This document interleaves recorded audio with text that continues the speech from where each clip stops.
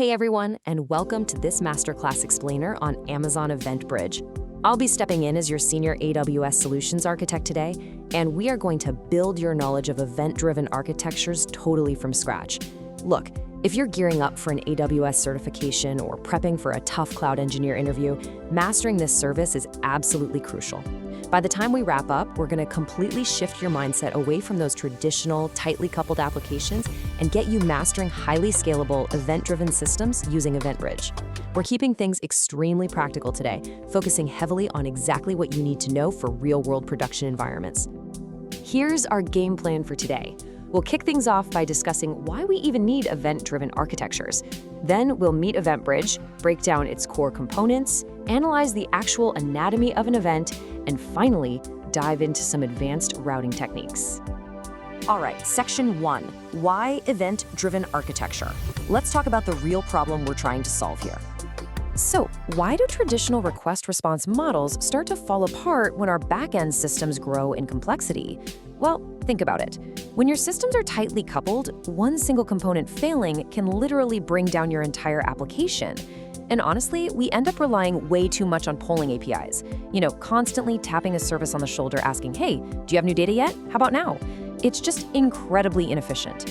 Whether you're building an e-commerce platform processing thousands of orders, a banking application handling sensitive transactions, or a ride-sharing app firing off notifications, these traditional architectures inevitably lead to delayed processing, complex integration nightmares, and massive scalability bottlenecks.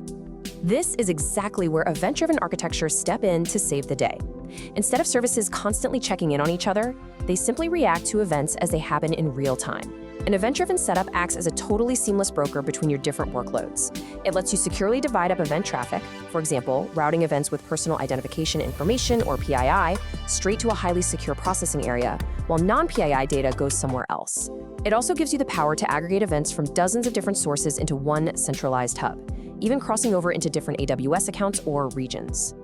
Moving right along into section 2, meet Amazon EventBridge. This is essentially the central nervous system for your cloud infrastructure.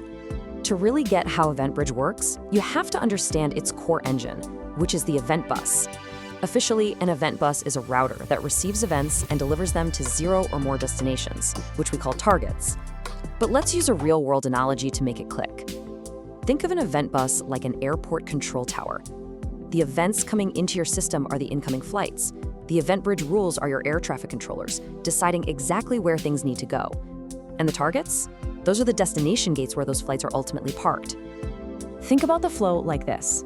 An event source emits some data into EventBridge. Inside the bus are air traffic controllers, the rules, are checking the event pattern. If it's a perfect match, the event is securely routed straight to its designated targets. But if it's a mismatch, it's simply ignored and dropped. No wasted compute, no unnecessary processing. This creates an incredibly elegant, repeatable pattern that you're going to use every single day as an AWS engineer. Step 1, an event source emits an indicator of change. Step 2, the event bus receives that payload. Step 3, a rule evaluates the event pattern to see if it matches our filters. And finally, step 4, a target like a Lambda function or an SNS topic actually processes it. It is clean, entirely decoupled, and 100% serverless. Okay, section 3, core components. Let's look at the actual cloud infrastructure that makes this magic happen. When you jump into your AWS console, you're going to notice you have a few different types of event buses available to you. Right out of the box, your AWS account has a default event bus built right in. This default bus automatically receives events from all your AWS services, things like EC2 instances spinning up or S3 bucket uploads. But for real production workflows, you're often going to create custom event buses to securely partition your own custom applications. You can also leverage partner event buses. These natively receive events from third-party software as a service or SaaS partners like Salesforce, completely bypassing the need for you to write and maintain complex webhook integration. So where is all this data actually coming from?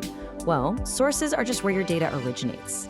In an event-driven architecture, an event represents an indicator of change. This could be an AWS service triggering a CloudWatch alarm because of high CPU usage. It could be your own custom code pushing data, or those SaaS partners we just talked about. And just a quick fun fact, EventBridge handles literally trillions of events per day across AWS, so you better believe it is built to handle massive scale effortlessly. which brings us to Section 4, Anatomy of an Event. Let's crack one open and look at its DNA. What's kind of amazing is how simple the underlying data actually is.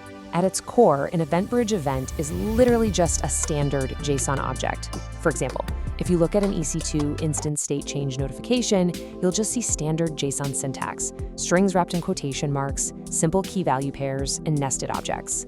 There's absolutely no proprietary magic format here. It's just plain old JSON. Let's break that JSON structure down, because you'll definitely need to know this when you're writing your rules. Every single event contains standard metadata fields. You have the source, which tells us exactly who sent it, like AWS EC2. You have the detail type, the time it occurred, the AWS region, and the resources affected, which are identified by their ARN. But pay close attention to the detail block at the bottom. This block is crucial because it contains the actual property values of the event itself. This is the unique payload that changes depending on what just happened in your system. So how does a rule actually act as a filter? Well, imagine your raw incoming event on one side, say an EC2 instance that just got terminated. On the other side is your EventBridge rule, which is written as a JSON event pattern. Your pattern looks for specific values. Maybe it specifies the source as aws.ec2. And inside that detail block, it's looking specifically for state of terminated. Because those values perfectly match the incoming event, boom, the rule triggers and routes that event right to your chosen target. Now, here is a massive, absolutely crucial tip for your production environments. EventBridge completely ignores fields in the incoming event that aren't explicitly listed in your event pattern. It automatically treats anything you leave out as a wildcard. But for the fields you do include, it uses strict, exact character-by-character matching. It doesn't do case folding, and it follows strict JSON rules. So a number formatted as 300 is not considered equal to 300.0. Trust me, writing that down will save you hours of pulling your hair out while debugging. Precision is everything here. All right, Section 5, Advanced Features and Routing. Let's talk about the final mile. Beyond just simple filtering, EventBridge actually lets you manipulate data on the fly.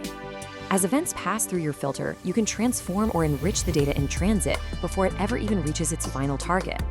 You could pass only a tiny specific portion of the matched event, or you could completely overwrite it with some constant JSON text you define. This is huge because it means your target only receives exactly the data it needs to process and nothing more.